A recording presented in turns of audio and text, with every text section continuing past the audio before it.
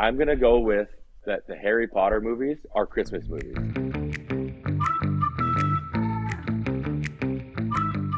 Ice is ready, and we are back with another episode of the Empty Netters podcast, brought to you by BetMGM. I'm your host, Dan Powers, and with me, as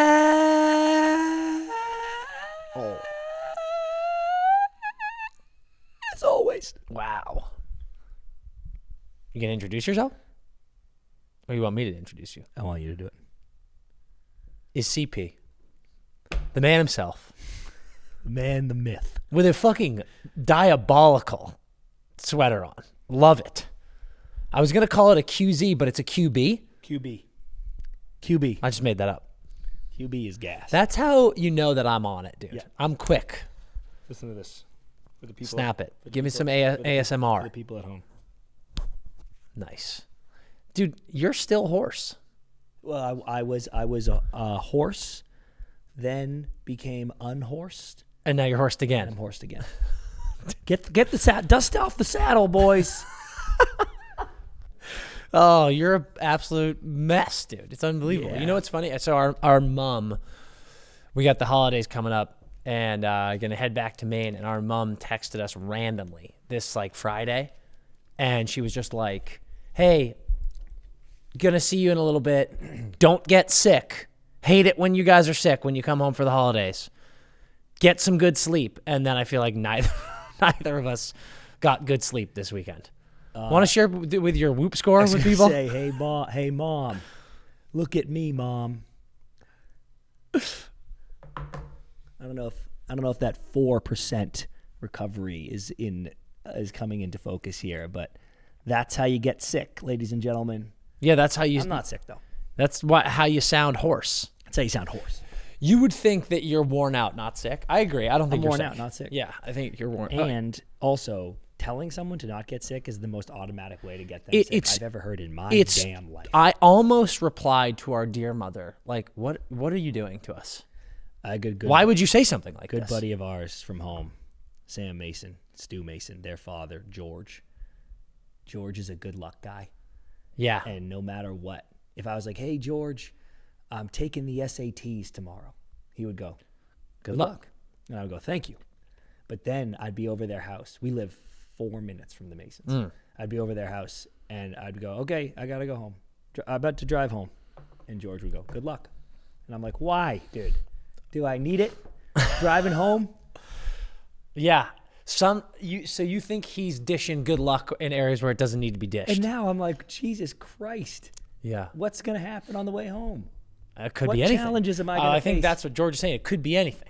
Good luck. So you got to just wish good luck. I think there's an idea that maybe you're always wishing good luck. George just vocalizes it. Oh, there's an unspoken luck wish to all. Yeah, fellow I think man. when you I mean, Yeah. it's that's no different than someone going, drive safe. Ooh, that's interesting. Good luck. Good luck.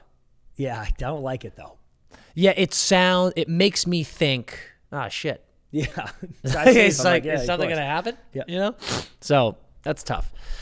But Mom, you cursed us, and I'm going to get sick now. Yeah. Which is, you know what is funny? Does this ever happen to you? Hey, hand up. I got hungover this weekend. Whoa. I've been on a really good stretch of not really getting hungover. Of not drinking a lot, keeping it clean. Yeah. But it's the holiday season. Yeah. Man, how about that video I sent you of that guy, that Irish guy? Oh, dude. Have you seen that? Have you seen this? Did I send it to you? Man, there is a video of this guy. He gets asked, he's like, are you going to have any drinks over Christmas? And he's like, I'd have a pint over Christmas, or an Irish whiskey, a scotch. He's like, a brandy is nice. Yeah. A Negroni is a special treat before dinner. And like, he just says 1,000 drinks. And then he's like this, I wouldn't drink too much over Christmas though. But I think that's it. It's the holiday season. Parties are going on. I'm going to have a couple drinks, but I got a proper hangover. And I don't know if this happens to you. I get phantom sick when I'm hungover sometimes. Like I will, my body is just shutting down because I'm hungover, and I'll get like a runny nose or like an itchy throat, and I'm like, oh fuck, I'm sick. Yeah, that's called sick, Dan. But that's what I think. Sick. But then I just go to bed, and I wake up the next morning, I'm fine. I think it's phantom sickness. I don't think I'm actually sick. No, that is sickness. You're sick. You got sick. And For like 12 hours? Yep. And then I don't think that's how sickness works. Yeah, it is. It is. It's a light sickness. Oh, man, I don't know. I think you might be right. Yeah. Yeah, maybe I just like the sleep, I just cooked it out of me. Yeah, you cooked it out. That's my whole pitch, dude. Everybody, my whole pitch is when you go to bed, no matter what, even if you weren't partying, if you just went to bed, the second you fall asleep, you are sick. And you have to cook it out. So, dude, because try this. You know what's tough? Dude, be healthy. You're right, because you could be fully healthy and you could go to sleep, and if you only get 1 hour of sleep. If your alarm goes off in an hour and you have to just get thrust into You're the gonna be room, sick. you are now sick. So every time you fall asleep, you become instantly sick. Your immune system shuts down because it needs to reset. And But then if you turn on the computer too begins fast, cooking. you're gonna be sick. And sometimes I've even woken up, Dan. I've even woken up for a day, sick as a dog, and then just go right back to bed, Yeah. and then sleep for a few more hours, and then I wake up. And then I'm you're fine. completely fine. Because the system rebooted. Cooked long enough. You might be onto something here. I am. And I'll tell people, I might, over the holidays, I might catch you and blast this on the Instagram for people to see.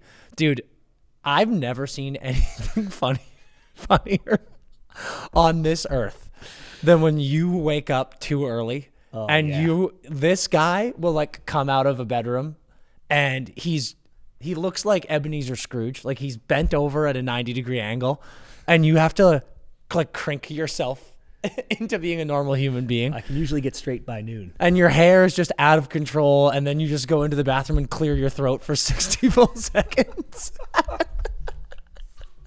Until you're a normal human. Dude. Like, you'll just hear CP go into the bathroom, uncrinkling his back like an erector set, just is standing in front of the mirror going like this. Just getting the body right, dude. It's genuinely the craziest warm-up I've ever seen. I don't drink coffee. Yeah, like you have no morning routine other than like you are a crumpled up piece of paper that someone has dug out of the trash and is now filing on the edge of the table trying to make it look right again, dude. That is you. That is your body. Oh, dude. It's unbelievable. And yeah, but just as long as you sleep long enough, everything's okay. Oh, well, thank God you can. Dude. Yeah, exactly. You know, this brings up something that I wanted to talk to you about. Again, the holiday season, lots of parties, lots of hangs, has kind of opened my eyes to we are in an era of our lives. We're in our 30s. We've got plenty of friends with kids now. Yep. And we're not going to get into the age-old debate of what, can you still have fun with kids? Do kids ruin your life? Now, the answer is you can't have fun, and they do ruin your life.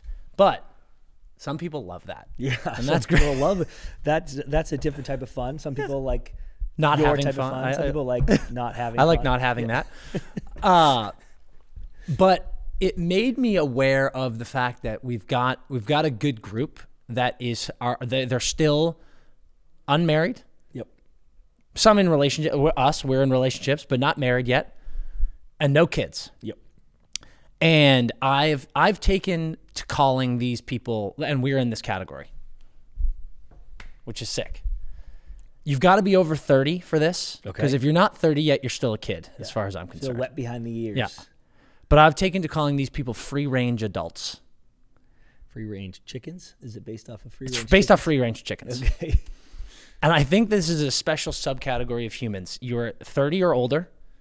You are not married. Don't have kids. Mm-hmm.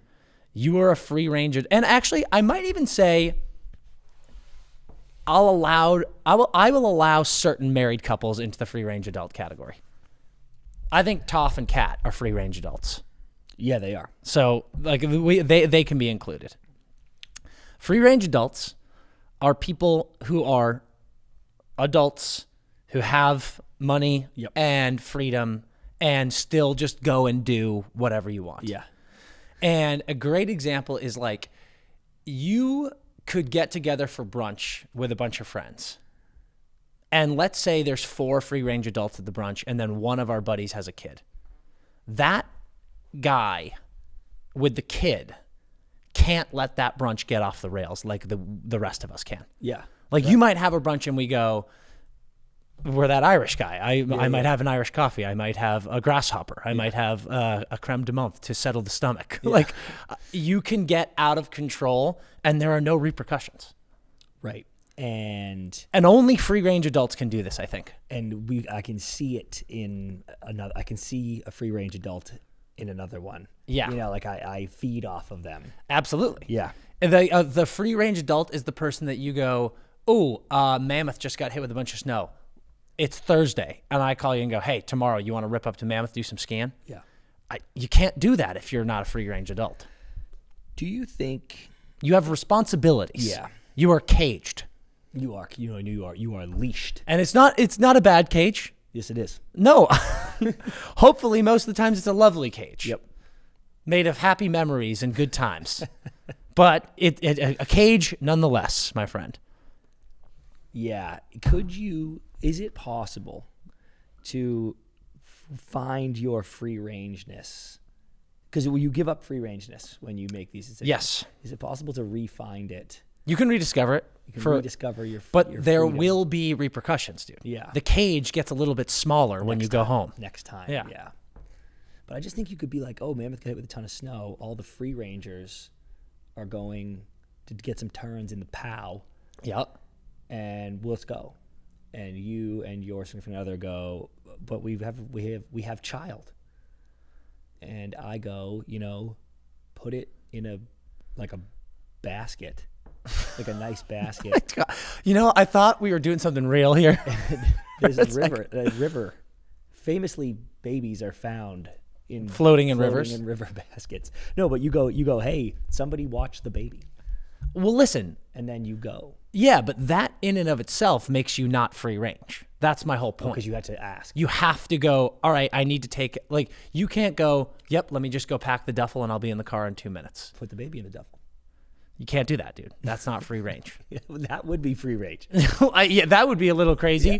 but you know what I'm saying. That's not free range, dude. So you can't rediscover it. I think you can have moments. It requires someone in your life to take on the cage for you. Yeah. We're just talking about kids, like this shackle dragging you to the bottom of the ocean. But it requires your partner, maybe a grandparent or someone to go like this. Grandparents, hey, huge. I'm taking the kid for the week. Don't worry about all of your responsibilities. Just go be free range for a second. You can re-find it like that. Yeah. But I do think this is a thing, dude. Free range adults are a thing. And when you find that special moment when you're with a group of other free range adults, oh boy, special things happen. Oh boy, dude. Yeah. That's great. And listen, it all comes to an end at some point. Well, actually, maybe not technically. Not it for doesn't some. have to. No. But that's all I'm saying. Just enjoy it while you got it. Yeah, it's beautiful. Beautiful thing. It's absolutely beautiful. All right, let's get into some hot ice. First and foremost, the trade that we've been expecting for 4 years. Yeah, dude, literally for years. Cam Fowler traded to the St. Louis Blues by the Anaheim Ducks on Saturday. Anaheim receives defenseman prospect Jeremy. Dude. Try it, dude. Can we talk about this name? It's one of the greatest names I've ever seen. Biaka Batuka? Hakuna Matata. I think it's Biaka Batuka. Biaka Batuka. Yeah, I think that's right. Jeremy Biaka Batuka and a second-round pick in the 2027 NHL draft. Dude, there are a bunch of things I want to say about this. Number one, Fowler, I think he's an unbelievable player. He's got 4 assists in 17 games this season, but averaging over 21 minutes a game. Yep. This guy, 33 years old, has been talked about being traded, I think, for the last 4 seasons. Every single year, people are like, someone's got to grab Cam Fowler. What a player. He has finally been dealt. It is absolutely hysterical that he has 991 games. And now he goes to St. Louis, and all these Blues players are in charge of getting him a gift for his 1,000th game. It is an absolute disaster. Remarkable. Like, dude, I don't even think I'd be like, no. Everyone on Anaheim, send the gift. Yeah. I'm certain they will. Because Fowler's been with Anaheim his entire career. He was a 12th overall pick in 2010. He's first among Ducks defensemen all time in goals, assists, and points, and game-winning goals. Signed an 8-year, $52 million contract with them. He's a iconic duck. He's a duck. Quack, quack, quack. Quack, quack, quack, dude. He is an iconic duck. And I do think that organization and a lot of those players were like, dude, we're doing something for you too. It is, I always just love, 9 games, dude. 9? 9 games? And they had to deal him? They couldn't just let him get his 1,000th with the Ducks and then move on? Insane. Dude. Absolutely unbelievable. Here's my question. I was talking about this yesterday. I like the move. I really like the move for St. Louis. I kind of like what St. Louis is doing here. Like, they're fucking around with Monty, and they're trying to get into the playoffs in a really tough Central Division. Like, that is not going to be an easy playoff berth for them. In fact, you can't. Frankly, can't have it. I don't think you can either. I agree. I'm pretty sure you definitely can't have it. Now that I'm looking at it. Yeah. And you've got Fowler for is this the last year? Is he UFA next year or the year after? He is, because he signed in 2017, signed an 8-year deal. Yeah. Oh, I see. Yeah. Let me see. So check that. But I guess this was my point. Obviously, 4 assists, 17 games. He's not off to a great start per his standards, but 33 years old. He's still an absolute weapon of a great lockdown defenseman. I am surprised. Next year, he's under contract at 6'5". Okay, so that's great. That is great for the Blues. Like, you've got Fowler for the rest of this year and next year. I think the big thing for me, CP, is if I'm Anaheim, I don't know. I would have maybe held on to him until the deadline. To me, Fowler could have possibly been a deadline desperate move for someone who would have paid more. Agree. And I'm not saying that's a definite. I'm wondering. I'm kind of thinking out loud. I'm wondering if that was on the table. Possibly. Actually, that's an interesting take. What I was going to say, and I'm pretty sure I read this, and everybody who's listening can fact check me, but Verbeek, I'm pretty sure, and dude, when someone gets traded, you weren't playing good enough. Pretty much, not always. Not always, but sometimes a player like Tyler Seguin gets traded, and you're playing great. Something happened, but Verbeek made a comment that was something like, "We have a lot of guys on the same side on D, and that they deserve to be playing, and it was requiring a rotation, and Cam Fowler, I respect so much, deserves to be playing too." So he was like, "That's," and granted, my point at the beginning was, if Cam Fowler was lighting it up, you're not getting traded because you're a stud. Obviously, isn't lighting it up. So it was on the table, but I think there's a chance they moved him earlier for him to be like, hey, go play, go have an automatic starting spot here, versus holding him and letting him like be health bombed. If you know what I mean? Like, yeah. I think maybe you're right. They could have got more, but as a thank you to what he's done for the franchise, they're like, go now. Yeah, Totally. I think you're right. I think you're right. It's a good team for him. I love the idea of him playing with Monty. But yeah, I mean, this is now, we see Trouba goes there and now he goes out. Kind of makes sense. Dude, I always love when GMs and coaches are like, had nothing to do with it.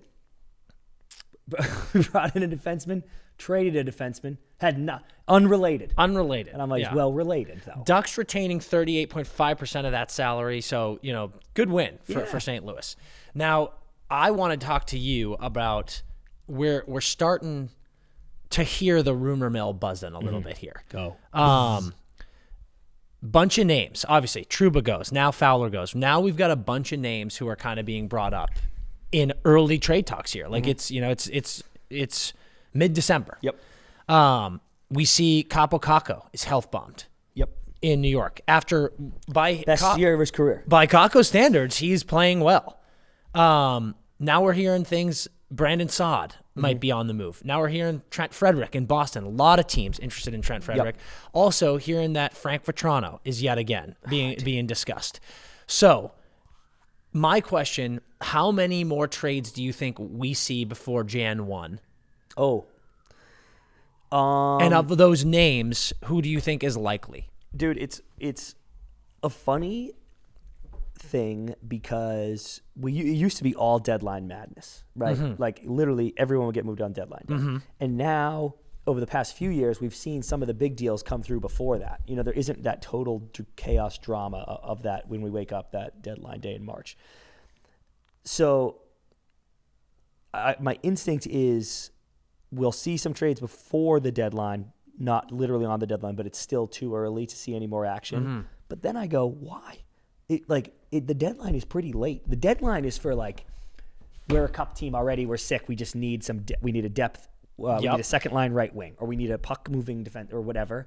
That's what the deadline is for. For a like, hey, we need to actually make significant changes in our season for the outcome of our season. We're maybe not even a playoff team. We need to make it. You do need to make the moves now. Yeah. So I kind of hear you. I'm like, let's do it. The problem is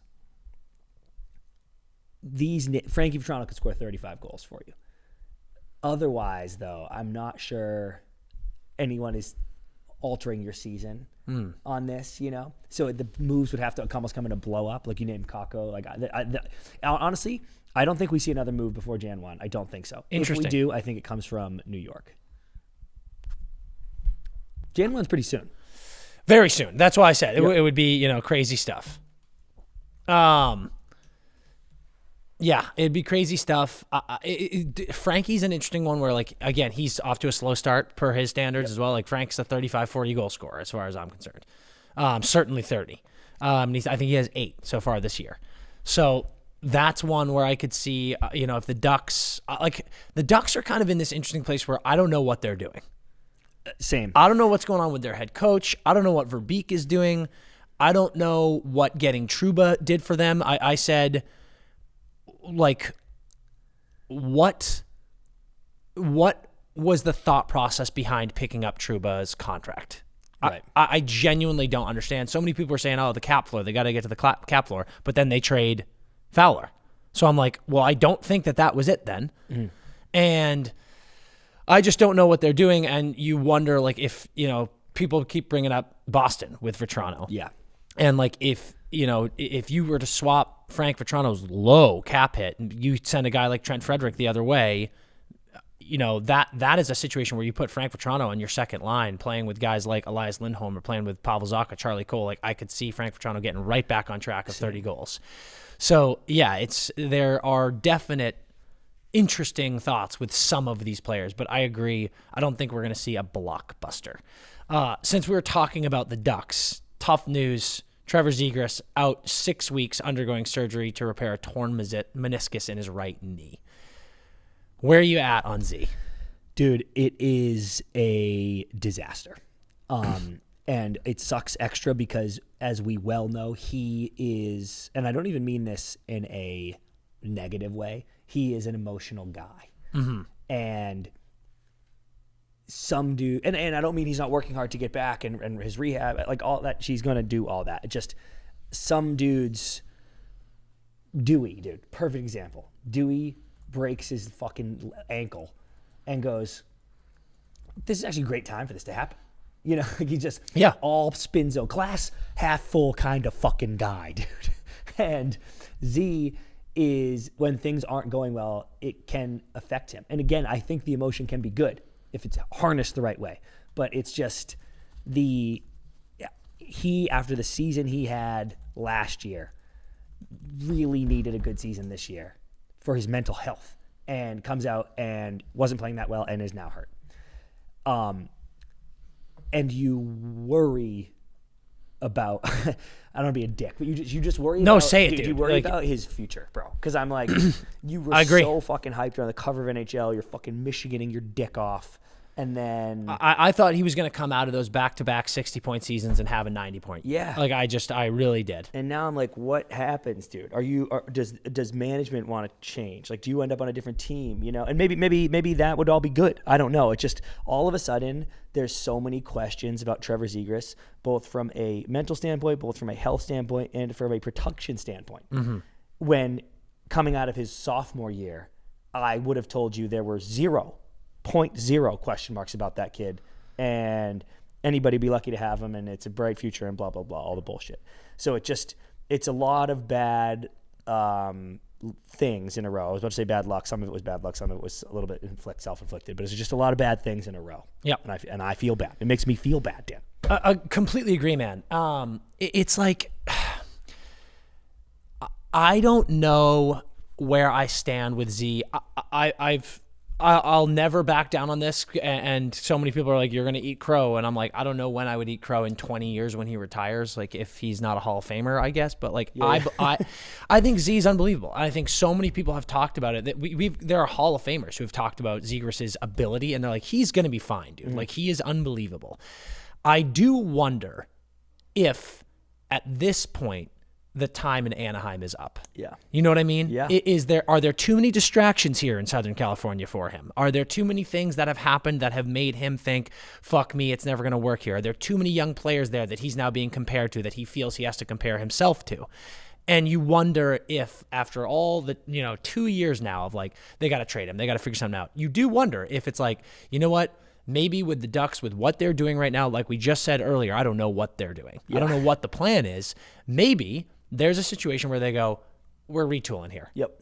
Zegras was supposed to be 1C, 2C of the future, and it's just so many things have happened. You wonder if maybe after this surgery, he comes back right around the deadline, and you go, we're gonna change things up here. He's still an asset. He's a phenomenal asset for teams. He's a first-round pick. He's a great player. He's there's so much there. But yeah, you definitely do wonder if it does feel like it's time to be like, dude, you are awesome. This has nothing to do with you as a player. It has everything to do with the fit is not right. They're just bad breaks, dude. Yeah, I do wonder it. Talking about another center, JT Miller comes back, talks to reporters, says, I'm not talking about it. Says, get fucked. Get fucked. Absolutely love it. Comes back, 2 games, 3 assists. You brought up, what do you think the locker room is like? Dude, it's so crazy because I know he's a great player. He's a great, great hockey player. And by the way, we have some,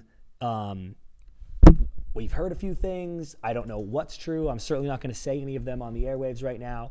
So just to be clear, if it ever comes out what's going down and it's something that has been really emotionally struggling with it, then I sincerely wish you all the best, dude.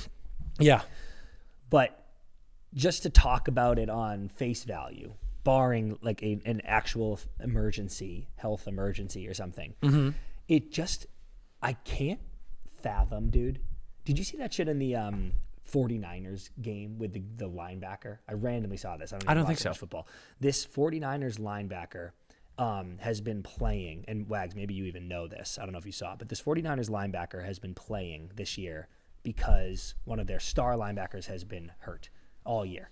Star linebacker returned, last week or whatever. So the guy who has been playing is like, hey, you're back to your backup role. Yeah. And then in the game, one of the other linebackers got hurt. So they're like, hey, you're in again. And he goes, no, fuck you guys. And then just walked to the locker room. And like George Kittle gave a post-game interview that was like, he's a scumbag rat and I never want to see him again. And they've kicked him off the team. Like it's been a shit show. Dude, I am so dialed out of football. Yeah. I'm embarrassed that I don't know the story because this is a crazy story. Yeah, and that is way different than I presume is what happened with JT Miller. But just it must be so weird to be on a team like the Canucks who are good, and he's one of your best players, and to have just had all this turmoil, dude, in the locker room. Even going back to last year and the rumors, like before PD signed, all this shit. It's like, how do you come to work? It's awkward when you're on a beer league squad with a dude that you don't like. Dude, for real. Let alone being like, I'm on a fucking NHL team. We're trying to compete for the cup. And I'm dealing with something. Like there's just that. Why are that? And I give him credit for being like, listen, I'm not answering. Don't talk about it anymore. But obviously everyone's talking about it. And it's just, that doesn't feel like a thing that you can survive as an NHL team, in my humble opinion, being a guy who has never played for an NHL team. Yeah. So obviously I know. Yeah, it's tough because we've said multiple times we do not know all of the factual ins and outs of what's going on with that team. We don't presume to know. We don't presume to speak on anything about this with tons of confidence. This is just our opinions. It's our thoughts. And truly, as always with us, the underlying feeling is hope that everyone is okay because we love the players. We love PD. We love JT. I think they're both unbelievable players. I do look at the Canucks. Obviously, Demko has just returned. He's been out all season so far, 29 games. they were a wagon last year. Yep. They were the best team in the league, arguably. So they started the season without their starting goalie, but Lakinen's been amazing. Yep. However, I don't know if you're aware of this. Very funny game breakdown for them. They're in their last 10, they're 5-3-2. They've just lost their last game. They're 10-2-1 on the road. Like, dude, this always happens. There's very always weird. Fucking one random ass. Very team. weird. Remember the Devils? They were like, Yeah. we can't lose on the road. We But suck at home. the point is, they're in 4th in the Pacific. I think the Kings have surprised some people with how great they are, and the Kings are firmly in 2nd. Now, you do kind of wonder here, to your point, is this sustainable? If you are the Vancouver Canucks, if you're Talkett, are you looking at this team and going, we're gonna be just fine. We're just gonna keep pushing through. And again, we don't know what's going on. It does make me think you've got to just do something, whether it's a group trip or a therapy session or a significant trade. Like I said, a Matthew Tkachuk from Calgary style trade that is like a blockbuster, big player for big player. But I just think this team is so good and real that it would be sorry, I need to keep saying allegedly because we don't know. It would be a shame if this team makes it into the playoffs and loses in the first round because there's inner turmoil that cannot be overcome. Do you think? I think blockbuster trade would be my third option. Option 2 would be, I got to find a break in their schedule, but option 2 would be an emergency trip to Bora Bora or something. Okay. That might be tough to swing midseason, but I like it. I like where your head's at. Emergency trip. Option 1, I think, would be some kind of Royal Rumble match. Fight it out. And I'm talking, I think it's a Royal Rumble, right? When everyone is in the ring, king of the ring, and it's like, you're in there till you get literally suplexed out of the ropes. Cage match. Is that what that? No, that's a cage. Yeah. They do that. Or no, that's just 2 people. Yeah. Yeah. What were those called? Is it a Royal Rumble when it was just like the last man like, standing? Yeah, that was sick. Just keeps coming in.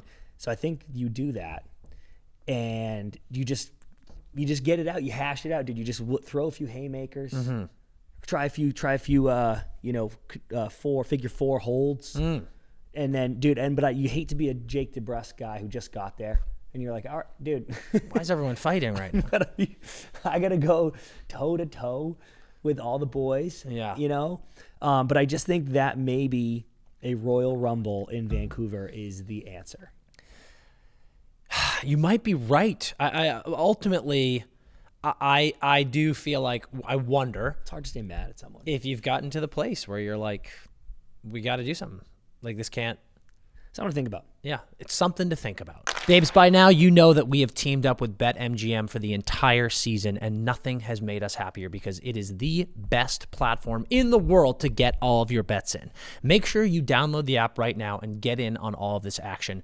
We have got so much fun stuff right now. We've got the middle of the hockey season. Things are getting heated up. Trades are happening everywhere. We've got college football playoffs coming up. We've got NFL getting in the thick of things. We've got Champions League football. It's unbelievable. Make sure that you don't miss any of this action. We've got CP and I hitting picks all holiday season. Last year, you remember 12 days of Betsmas? Guess what? We're going to be riding yet again. So you want to get in on the action, and you want to do that by getting BetMGM, putting in promo code NETTERS, NETTERS. And when you do that, check out this deal that BetMGM has for you. You get to bet up to $1,500. $1,500. And if you lose all of that, boom, with this promo, you get it all back. It goes right back into your account, and you can do it again, and you can find some winners with me and CP.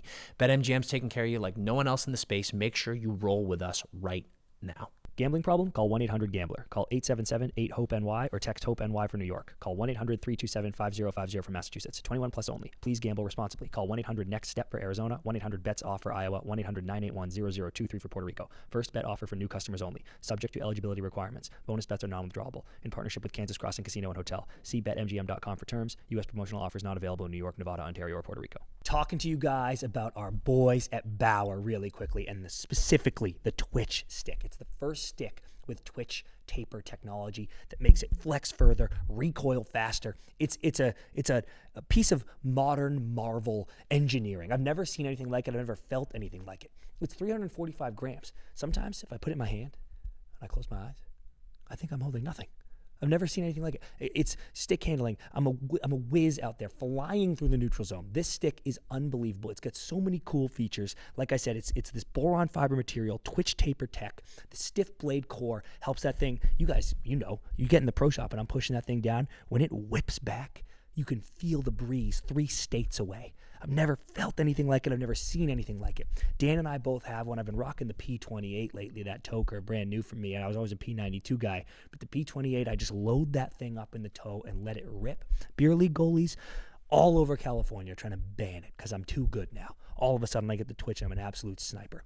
This stick was built specifically for the next generation of goal scorers. So what you need to do is you need to go to Bauer.com, find that twitch, and give one a try because it could change everything. Big news, folks. For 2025, we are getting absolutely cooked. We've got one of the great situations of all time for you. There's going to be a nice little link. You're going to click that. You're going to fill out a couple of questions about how you like to party, how you like to get buzzing, and then we are giving away a year's worth of free THC and Delta 9 products, along with Friday Beers experiences and some merch. Just an unbelievable situation, and all you need to do is be 21 years or older, and you need to know how you like to party, how you like to get going. It's unbelievable. All of this THC and Delta 9 products, you're going to be getting baked, you're going to be getting buzzed and feeling amazing for the entire year because of this giveaway. So do not miss it. Make sure you click that link, fill out those questions, and get in on the fun. All right, everybody, it's Chomps time. You know what that means. It's time for my favorite snack, my favorite easy, convenient, on-the-go snack in the business. I get these coming out my ears at the office. I love them so much. This one's the jalapeno beef stick, which you know I've gassed up. I also love the taco seasoning one, but I got to tell you, there's a new one out. We just got it. It's this sea salt. It's this gray packaging. Fantastic. I'm talking 10 to 12 grams of protein, 0 sugar, 100% grass-fed beef. This snack changes everything for me in terms of when we need to find time around the studio while we're here. We're grinding on videos for you guys. I'm starving. There's no time for lunch.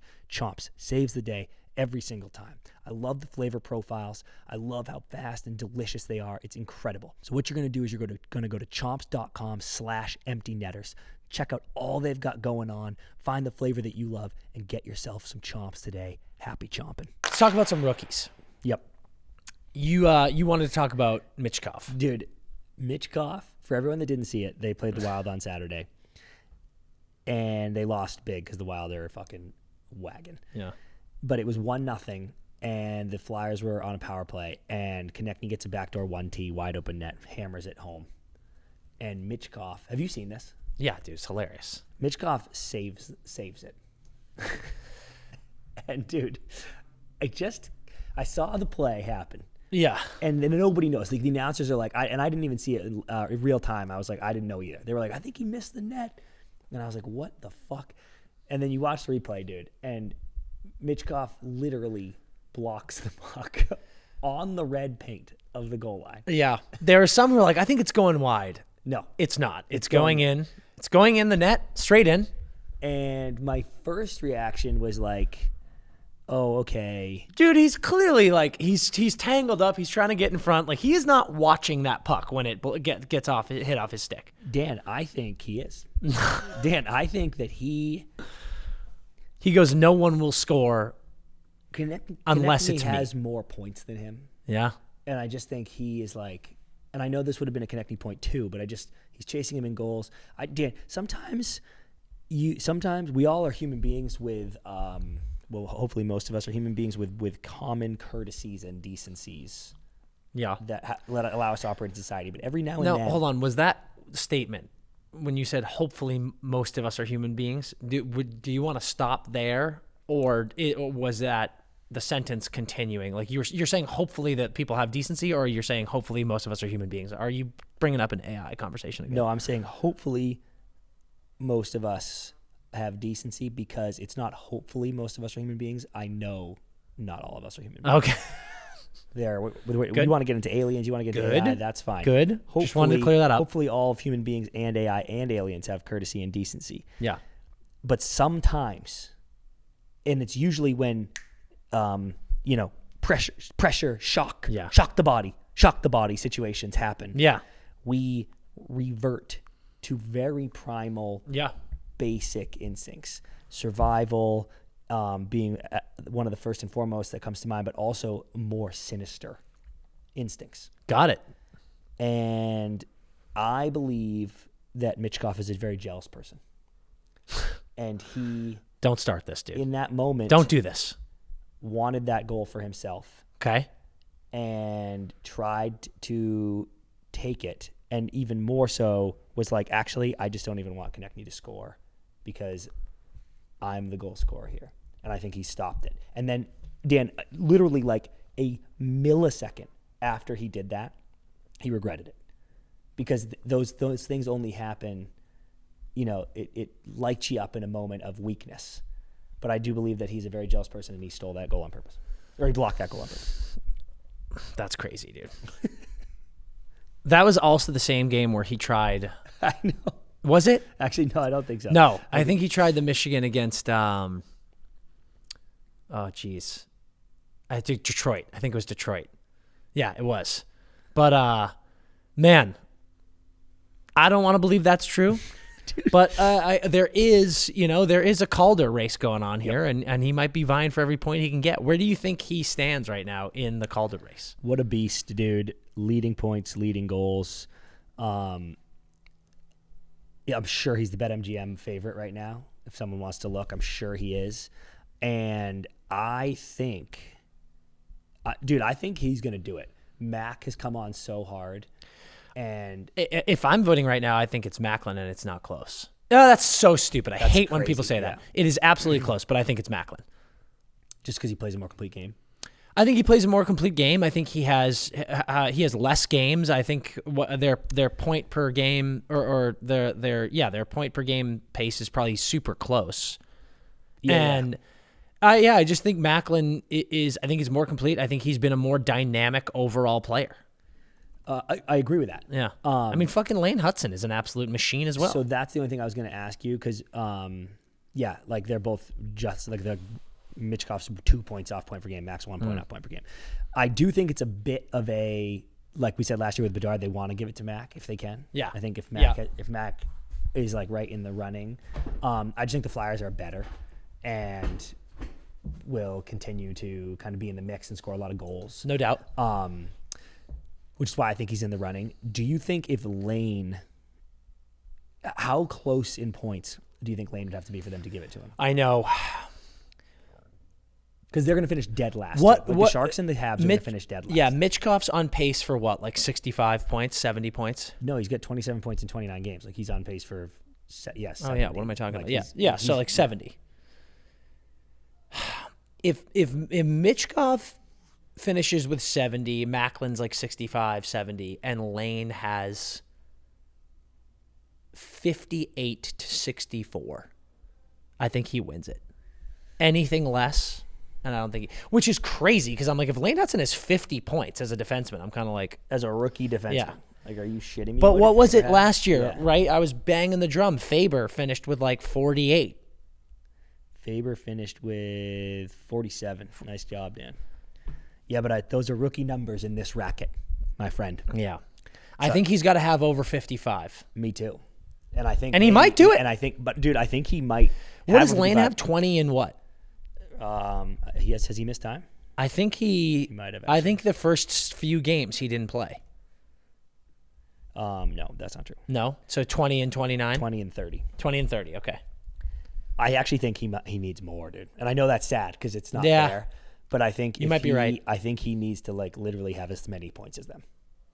That's unfair. I know. I'm just telling you. I think if Mac has 65, unfair, but if Michkov, give me 65. If he has over 65, he can get it. But I straight up think if he has 60 points and those boys have 70, 68, they'll give it to them. I think Macklin's going to get it. You wanted to talk to me about Mikko Rantanen. Oh, dude, yes. Okay, so this came up. What's a lot of people talking about, but the Chicklets boys were talking about the other day. Moose is a fucking mutant, and I have a sick screenshot of this too. So points in the league, he's at 46. second, tied with Kucherov, 4 behind Nate. By the way, man, I don't know what is going on that the public doesn't talk about Nikita Kucherov enough. And this happened last year. I know. It was like we had the race to 100 assists. Everyone was talking about Connor, and Kucher's just like, I did it first. He probably should have won MVP over Nate Dogg last year. And then here we are again, dude. He's just sitting tied for second with 46 points right behind Nate, I think in less games. And it's just like, we haven't really stroked him off yet this year, and I want to stroke him off. Dude. I want to give him a quick double wrister. And he deserves it. He deserves it. But we're talking about Rantanen. Most points by teammates since 2015. Mm-hmm. Connor McDavid, Leon Draisaitl, 1905. Since 2015, okay. Which is ridiculous because they're in first by a lot. Yeah. McDavid and Draisaitl, 1905. McKinnon and Moose, 1505. Then Pasta, Marshy, Cooch, Point, Crosby, Malkin. Wow. Pasta Marshy, that's impressive. But Nate Dogg and Moose. Yeah. Nate can't do that by himself. Yeah. Oh, yeah. Okay. He's over a point per game in his career. He's pumping in goals and points right now. He's UFA. I know. At the end of this I year. know. If Witt said on Chicklets, and I love his take because he's like, he's been there, as has Biz, obviously. If he is going to walk, period, if he said that to you. Yeah. Or if he's even like, I will not take a fucking penny under 14 because I want Draisaitl money, and you feel under no circumstances I'm going to give him that, do you have to trade him at the deadline? Or do you go, we could literally win a cup this year, and if we break up fucking Gehrig and Ruth, if we break up Manny and Ortiz, like these two teammates are pumping in goals at it in the tandem better than anybody not named Connor and Leon. And Nate plays with them and loves him. Do you literally go, Nate, we're shipping him out? And obviously you get good shit back, but not that good because he's UFA, like someone's going to sign him, but you get good shit back. But you go, Nate, I don't care about the cup this season, and I don't care about your winger. Bye. Oh, great question. All right, so I want to preface my response by saying Moose isn't going anywhere. He's going to resign. I think very passionately what happened is they had a number. I think it was like 12.6 right around Nate. I think they were probably going to do like the same thing, maybe 12.5. And then Leon signed. And I think he and his agent went, well, I mean, is what it is. We're getting 8 years. That's a lot more money. Yep. Like that, he stands to make 16 million more. Yeah. If he goes, well, I'm going to get what Leon gets. How old is he? 28. Okay. I don't think he's going anywhere. I think they're going to figure it out. I think he's going to sign for probably around 14 mil. And when? I would say sooner rather than later. I do not think he gets to UFA. That said, I do think it's interesting. People so often bring up this whole topic of like, well, you can't pay so-and-so more than this guy. Yeah. Like you can't, like Marner right now. People are like, you can't pay Marner more than Matthews. And I'm like, dude, guys, this is the market. Like, it's just because you've got a player who maybe makes more than your star player doesn't necessarily mean that the franchise values them higher. It's because the cap goes up, the market changes, the timing doesn't line up. That's what it is. And like I've said a billion times, dude, long gone are the days of Patrice Bergeron and Sidney Crosby. Like, I just don't think we're going to see situations anymore, really, where we get a franchise player who's going, I am taking a low number, and everyone's going to follow suit. That is so fucking rare. And it is currently not happening. Leon signed for 14 mil. Like I said, Krill is going to sign for 14 plus. This is how it goes. And I think Rantanen absolutely deserves more than 12.6, which is what Nate is getting. Okay. So hold on. Yep. I think he's not going anywhere. My answer to you is I would implement full terrorist style negotiation tactics here. I would involve everyone, Chris, and I would do it now. I would get on top of this now. I would call Rantanen and his agent into an office and go, we're not fucking leaving here until we figure out what to do. And whatever that is, we're going to have to figure out. What do you want? Let's just be open and honest here. What are you going to do? And if he is like, dude, I've talked about it with my family. I've talked about it with my agent. We're not taking anything less than 13.5. We'll do 13.5 if you give me a full no move the entire 8 years. If you give me this, blah, blah, blah, blah, blah, incentives, whatever you want to call it. And if Sakic and co go, we literally can't do that. Mm-hmm. Then you call Nate and you go, give me some money. No, you go, I need your money, dude. Yeah. You call Nate and you go, we have no choice. We can't pay him. We're trading him. So letting you know and gonna let you know we're gonna do the best we can to get something back. And then what you do is, I think the Tkachuk thing, you go, Moose, he is a modified 9-team no move clause. I think you go, tell us a couple teams that you would be open to signing with. We're gonna try to work out a trade, and we'll trade you, and then you immediately sign your ticket. And I'm with Witt completely, dude. You have to trade him. And frankly, if thank God for them, he doesn't have a full no move, I would fucking just deal him. I would deal him without his consent if he's like, I am not going to work with you. And again, he's not saying this. He's going right back to Colorado. But 100%, dude, it sucks. This is a business. And if you're even flirting with the opportunity of him not re-signing, if he's like, dude, we're going to go to UFA and see what happens, I would trade him. Yeah. Because I don't care if it's 20%, dude. You cannot risk losing Mikko Rantanen for free. The Mitch Marner thing is a different topic because he has a full no move. Yeah. And they are right now better than they've been in 10 years. Yeah, and if you're going, as a franchise, we're not bringing him back. If Tree Leaving's like, nope, we paid Willie this much, we paid Austin this much, we're not paying Mitch. This is the last year of Mitch. This is the last year of Mitch and Tavares, and we're going to let them walk. I would be like, trade him. But unfortunately, Mitch goes, good fucking luck, dude. I think the only world where that happens is if they have the same conversation and go, Mitch, where do you want to re-sign? We'll trade you there and you can fucking sign and get us something. I don't think that's going to happen. I think Mitch Marner is walking for free in free agency, and we're going to watch Toronto lose their fucking minds unless they win a cup. Yeah. Mikko is a different situation in that, yes, I think if there is even a pube hair of doubt, you trade him. You have to. Dude, I think you're right. I was going to try to push back, but I think it's too hard to win the cup. You know what I mean? Like, it'd be one thing if you were, I don't know, like the Boston Celtics last year, and you're like, everybody, you're the one seed, you're the favorite. Yeah. And I'm like, yeah, you probably have a good chance of winning.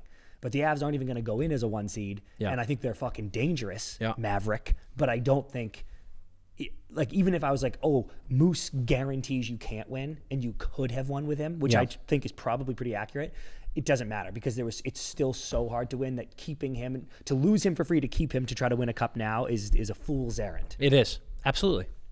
Absolutely. We're going to kick it into some new stuff and a face that you're going to be seeing more and more often on the Empty Netters podcast. Tyler Toffoli joining us right now. Dude, how was the road trip? Fucking 14 days? 14 days. I think it was 15 all in. God damn.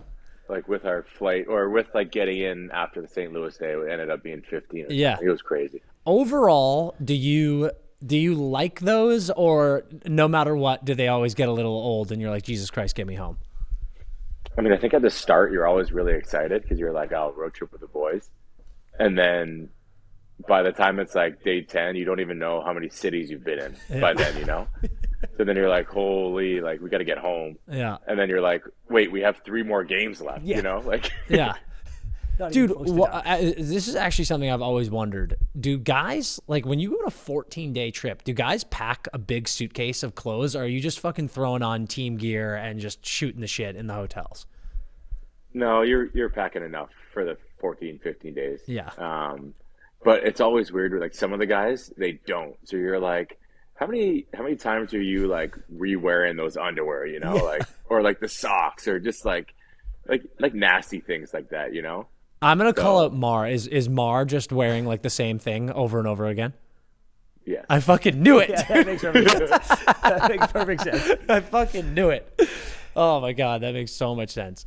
Well, he's also superstitious, right? So, like, if we win a game or, like, he gets a point, he wears the same suit. So it's like, when you're on a road trip like that, I think we ended up winning the last game of the road trip, and he wore the same suit for all the games, I'm pretty sure. And so we get back, and he's like, "Well, boys, I got to wear the same suit again." We're like, "Oh, please no! Yeah, Please, you're like, you dude. got to change it." At least get it dry cleaned in between, dude. Right. Yeah. Do they even let you do laundry? Like, is there a laundry service if you're like, hey, I need this shit done? Or are they like, no, dude, fucking go to a laundromat? No, I mean you can do it at the hotel, but obviously we're fortunate we stay in Four Seasons and stuff like that. So if you want to get your underwear washed, it's $100. Literally, So by it's the way. like, Bro. One of our friends, biggest traveler I know, his number one rule in life is never use the hotel laundry service. It's a can't. fucking criminal operation. It's unbelievable, Yeah. dude. I don't care how paid Yeah. you are. Like, I don't give a fuck if you're McDavid or fucking Matthews. I'm not paying. Like, that is so much money to get a T-shirt and underwear washed. Like, I'm not fucking doing yeah. it. It's absolutely It's ridiculous. not worth it. Yep. It's not worth it. What's the vibe when you guys are bouncing? Because there's a few gaps. I was looking at your schedule because you're damn close to just like bang, game, on the road, play again. But there's a few gaps where you have like an extra day off. What happens in terms of the skates you're asked to do or the lifts you're asked to do when you're on the road? Is it like your time's your own, we do pregame skating, that's it? Or is there other shit going on? So it was a weird schedule. I think we played back-to-back with Seattle, at home and away. And then from Seattle, we flew to Tampa maybe. And so we had a day off in Tampa. I think Washington first, dude. You guys or beat Washington, the Caps. sorry, Yeah. Washington. Yeah, so I forgot about that. So we had a day off in Wash and then played and then Tampa. But it's like the whole time you don't really have like a set plan on what you're doing. Like you have like dinners with the guys and stuff, but other than that, you're not really like doing a whole lot. I think some guys went and walked around the White House in DC, but after playing a back-to-back and stuff, like for me, I've done it, right? So it's like I don't have to do it again. Yeah. But for some guys, it's really cool and it's a really cool experience. So they like wake up and go for a walk, and it's like I mean, it was cold, it was kind of miserable, but like I don't know, it was just like a really weird schedule. And then after that, it was all every other day. I think we were playing, except for in Florida, we stayed the night and then we had a day, and then flew the next day to Carolina or something like that. So it was like a really weird schedule, but I mean, I think they also kind of understand and know that. I mean, we were fortunate. We got to stay a night in Florida after the game, and then spend all day. We had a complete day off in Florida, so we got to like cruise around and go to the beach, and good weather. So you're like kind of hopping around, right? So that was nice. And I mean, they're looking at the schedule and being like, we'll kind of give them a day here, So Yeah, you need the extra day. In Oh, Florida. it's so But clutch, dude, so dude. no really like team activities in terms of like, hey, we have this team lift at the Four Seasons gym. Like none of that shit happens. So we have lifts after most games. Okay. And I mean, it's not like extremely hard, but it's kind of like 2 sets of trap bar, 2 sets of just like little things, but it's kind of like enough to get by and keep you kind of strong enough. And then when we get home, we had 2 workout days in the past 3 days, So it's like you're kind of making up for it. Yeah. Who's going hard at the lift post game, dude?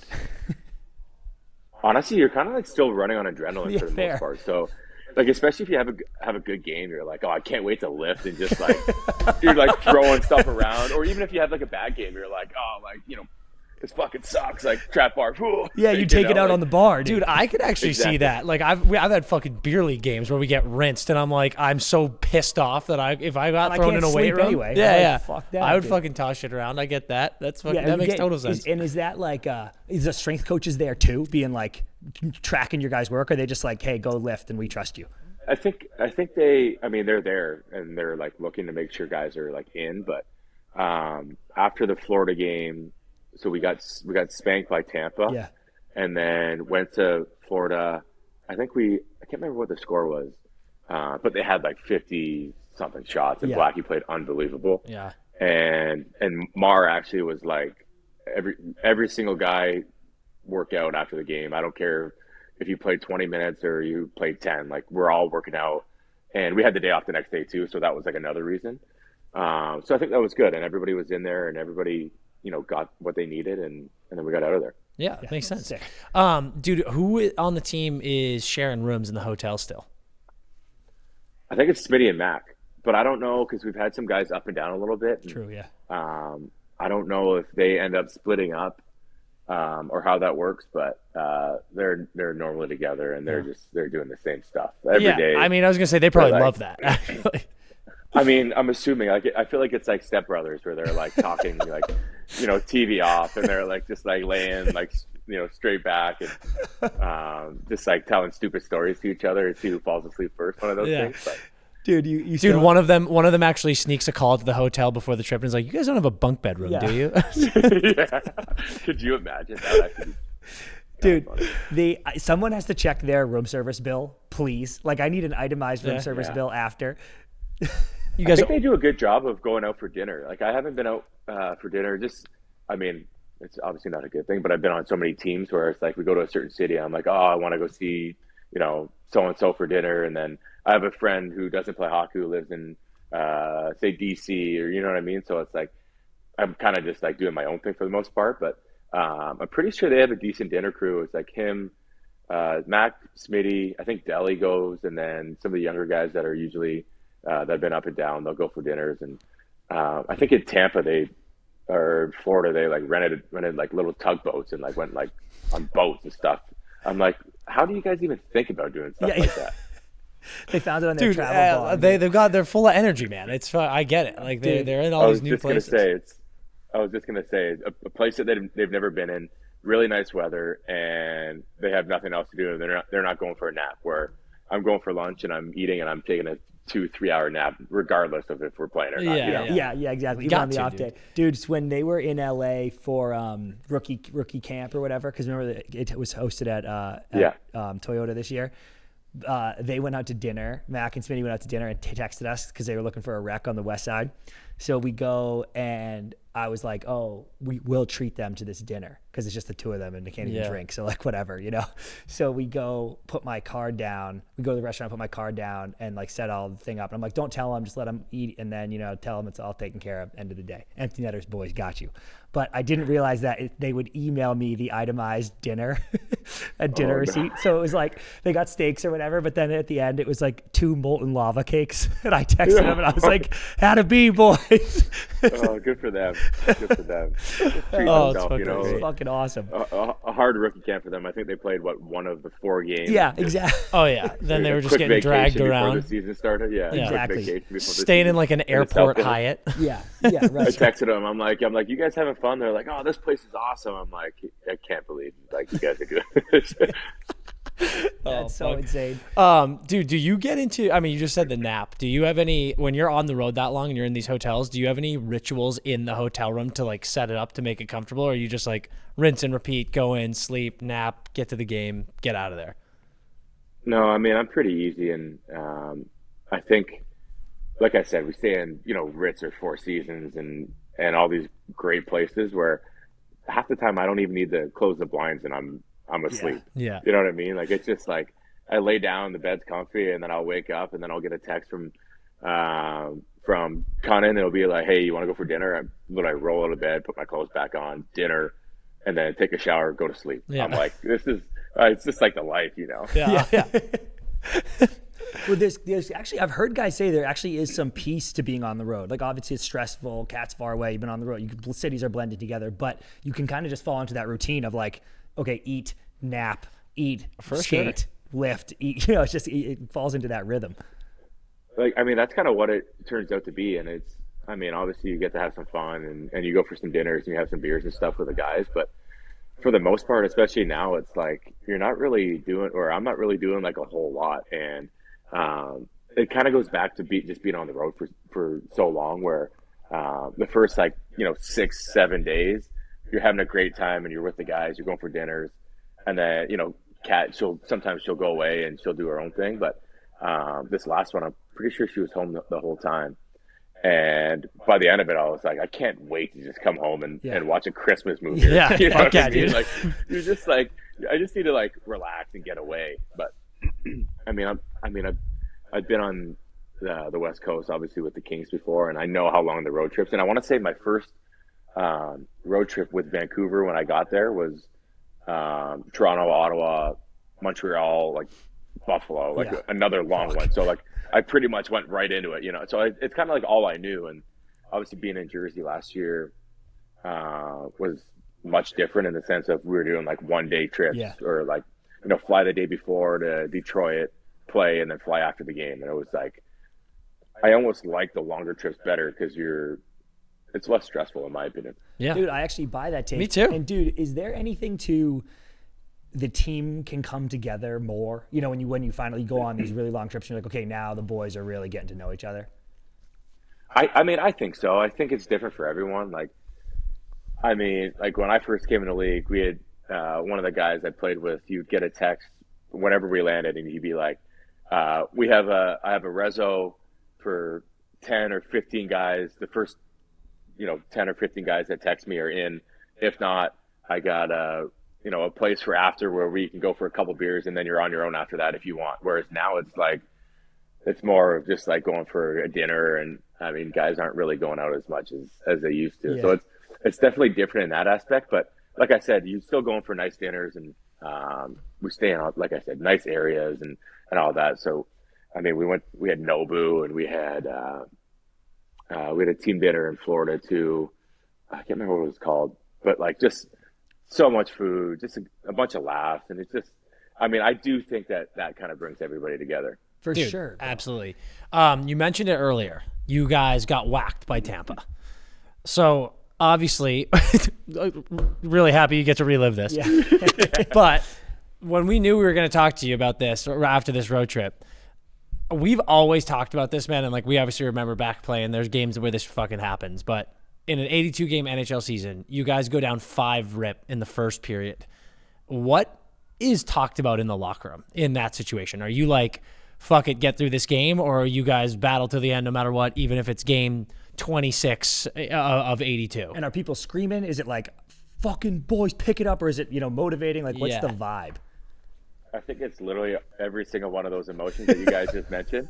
It was one of those things where I think we had won 3 in a row. So like you said, we had the back-to-back, and then we went into DC, beat them. So we were obviously feeling really good. Huge win, yeah. Yeah. And in overtime, Eki scored. And so we're getting to Tampa, and we had like an optional skate, and then we had the game. And it just felt like you were saying, the first period, it was like, they weren't bad goals. Like, they were like sick goals too. Like, Yeah. It wasn't like anybody's fault, and V had no chance on some of them. You know what I mean? It was just like, they're flying, it felt like. And it was one of those things where you're yelling at first, and then you're like, okay, let's relax and just like settle in, and let's just get one. And if we get one, and then you never know what's going to happen. And it was like every time we had like a good momentum shift, I felt like they like went down and like scored, Yeah. or like they had we took a penalty or just something like that. And at the end, I think Blackie went back in, and Blackie made like 20 stops Yeah. in the third period alone, or something crazy. And we kind of came together, and obviously coaches weren't happy, and they're like, play for your fucking goalies. You already buried one, play for Blackie and all that. So we obviously we tried our best, and it sucks. But at the end of the day, like you said, it's 82 games, and you just have to reset. And that road trip in general was not easy. And those teams it's a gauntlet. And we were joking kind of before we went into the trip. We're like, holy, like we're starting basically at home against Seattle with the back-to-back. And then we're going to DC. Washington's playing unbelievable. And then Tampa, Florida, Carolina. Yeah. And we're like, it's crazy because like that road trip when I first came in the league was like, all right, we're going to dip our toes in the sand, and like, it's going to be point night 2 of the 3 nights, like type of thing. Now it's like, you're just trying not to get minuses, Yeah. So it's like, Dipping your toe in sand. Now I'm fucking treading water. To Yeah, save no, my it's goddamn quicksand life. now, Yeah. dude. You're like, Jesus Christ. That's what I mean. It's what it felt like in Tampa, and obviously it sucks, but at the same time, I think we've had some dud games, and we've been able to kind of come back and play better, and that's kind of been our mindset throughout the year. And we have a young enough team where guys are still excited to go to the rink, and it's not obviously we're like upset about it, but like we know that we have to play the next night and play well, or else guys aren't going to be in the lineup, or they're going to call guys up because they have a lot of prospects in the system here that are waiting to get called up. So there's pressure in my opinion in all sorts of angles, but I think just being able to reset and like I said, that trip was crazy. But we ended up winning that last game, which I think we ended up 500 on the trip, and that's a good trip. Oh, fuck for yeah, those dude. teams that we play, you know. So. And dude, to give you a better memory here, because I think the reset is important in both directions. The week before you guys left, you guys tagged the Kings, and that was the game. It was 2-2 going into the third, and then you pump in 5 goals in the third period. You know, can you feel the energy in the positive way compared to like the opposite of Tampa? But can you feel the energy in a positive way on the bench when that shit's happening? When you're like, okay, stay on the fucking gas, boys, and everyone's just buzzing and pumping them in. 100%, and you can feel it in the with the fans too. Yeah. I don't know if you guys had come up here for a game, 10 years ago when they had, like Jumbo and Patty and Coots and Burnsy and all these guys that were like unbelievable players, right, in their prime, and it was wild up here. And then the past few years, obviously, not having a good team, the fans haven't really shown up. But I mean, for the most part, our fans have been awesome this year, and I know it's not easy, coming to 41 games or whatever it is, but Thursday, Saturday night games, it's pretty much sold out now, which is I don't know for sure, but I don't think it's really been like that the past couple of years, and it's been fun, and obviously when you have a guy like Mac who can do the things that he does, it brings more people into the stands, but I think we have a pretty exciting team, and we're stringing some games together, and then we're just getting like a little bit inconsistent at the same time. So it's a little frustrating, but like I said, we're all having fun coming to the rink and sticking together as a group of guys, and we end up stringing 3 games in a row, and it's just a matter of staying consistent in that sense, Yeah, absolutely. I mean, dude, you said it with games like Washington, games like LA. The Sharkies are officially in a place where you could beat anyone. You can't sleep on that game. Like, it's a fun-ass team to watch right now because you're like, I don't know what we're going to get. Like, this is fucking crazy. It's awesome. Yep. I absolutely love it. I mean, like you said, it's like we beat the Kings 5-2 or 7-2 or whatever. 7-2, and then it felt like we kind of dominated the game. And what have they done now? They've won 7 of their last 9 or something crazy. They've gone on a hard road trip too. Like they did that East Coast that swing, that New York swing. So it's like it's always, you never know. And with the league is now, I feel like anybody can beat anyone, in my opinion. I completely agree. It's unreal. All right, we're going to kick it to you now. Like we talked about, we're giving you a platform on the pod these days for Toff takes. Yep.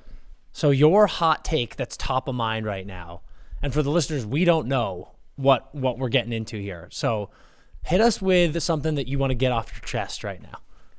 All right, so I went over it. I talked about it a little bit with Kat, so I can't say it's completely my idea, but she agreed with it. I'm gonna go with that the Harry Potter movies are Christmas movies.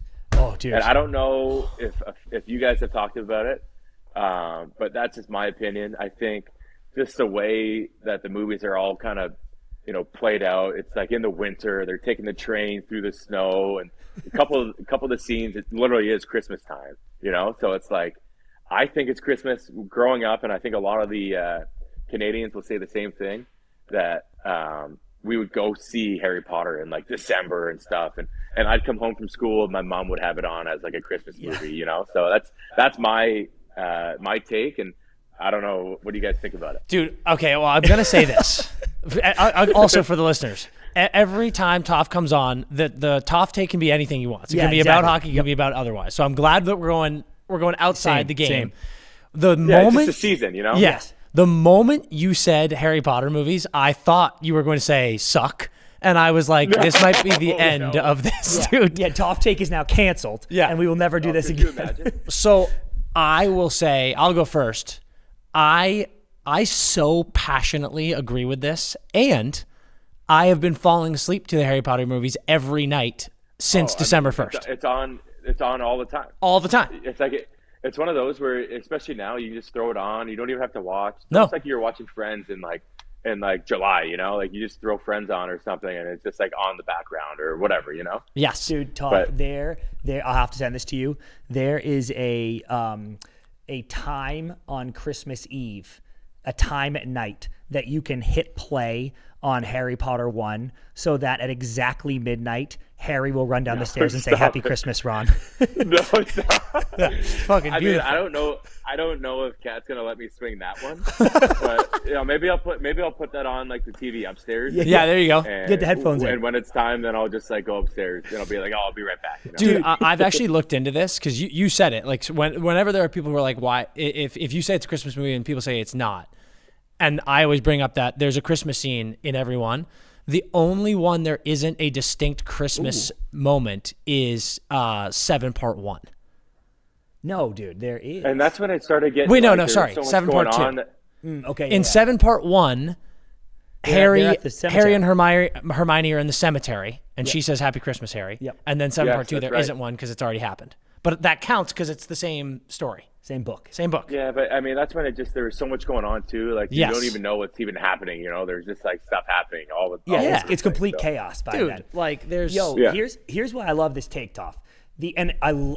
I gotta check. I can't remember when they came out because you were like, I feel like I watched them in December too. And were they coming out in December or were they summer blockbusters? I'm pretty no, sure they came out in I'm like pretty November. sure- Yeah, because I'm pretty sure we would in my elementary school, and I don't know if it was every elementary school in Toronto, but we would go and do like a field trip and then have to write like a summary on the movie. So it was No definitely way. during the school year. That's so sick. Oh yeah, it was the best. The best homework assignment get of all like the- time, dude.